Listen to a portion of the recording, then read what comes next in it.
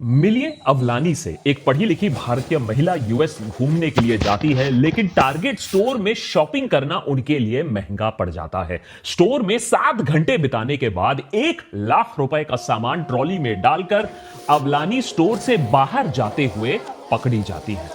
Police के body cam footage release होने के बाद यह क्लिप और भी ज्यादा वायरल हो जाती है जब उनकी पूछताछ होती है, क्योंकि अवलानी ने सोचा कि पैसे देकर बात यही खत्म कर देंगे। शायद दुनिया भर में ऐसा ही होता है। So I'm really sorry. I'm ready to pay for this. That's, again, I understand you're sorry. I know you're ready to pay for it now, but you didn't want to pay for it then. So I need you to give me your identification. 767. If it is that much, I don't mind paying you. No, we're past that. I don't know why you keep saying that over and over again. I told you many times we are past that. Shoplifting American के लिए कोई नई चीज तो नहीं है, लेकिन Trump के अमेरिका में इंडियंस के खिलाफ नफरत आजकल कुछ ज्यादा ही बढ़ रहा है और ऐसी घटनाएं इस हेट नैरेटिव को, इस स्टीरियोटाइप को घासलेट देने का काम करती है। इंडियन इन्वेजन टाइप पेजेस बन गए हैं जो हमारे देश को, उनके लोगों को बदनाम करने में कोई एफर्ट नहीं छोड़ रही हैं, और जब ऐसे टूरिस्ट जाते हैं तो उनको बना बनाया कंटेंट भी मिल जाता है। I don't mind paying for it. You can see the video. I don't mind paying for it and finishing it off. I need to take these articles from as gifting. I promise. But if I'm paying for it, what is the harm? Harm तो हुआ अवलानी, आपसे ज्यादा देश के नाम का harm हुआ है।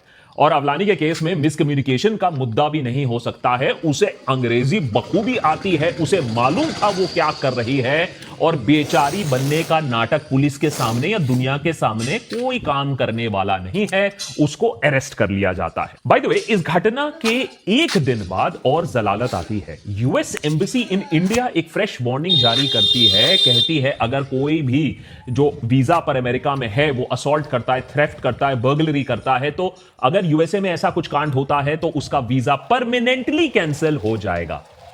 और बात यही अगर एक इकलौती होती तो फिर कोई टेंशन नहीं होता।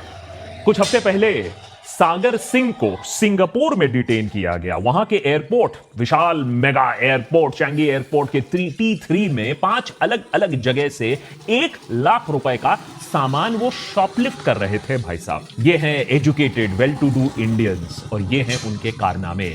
ऐसे में ही हमारे दुनिया में आज रेसिज्म की कमी नहीं है, स्टीरियोटाइप की कमी नहीं है, और ये लोग अपनी हरकतों से स्टीरियोटाइप्स को रीइंफोर्स कर रहे हैं, देश का नाम बर्बाद कर रहे हैं, हमें नीचा दिखा रहे हैं। इन पढ़े लिखे गवारों को हम इसीलिए देशभक्त पर गवार स्वैग बुलाते हैं, क्योंकि नंगे राजा की तरह ये समझ भी नहीं पाते।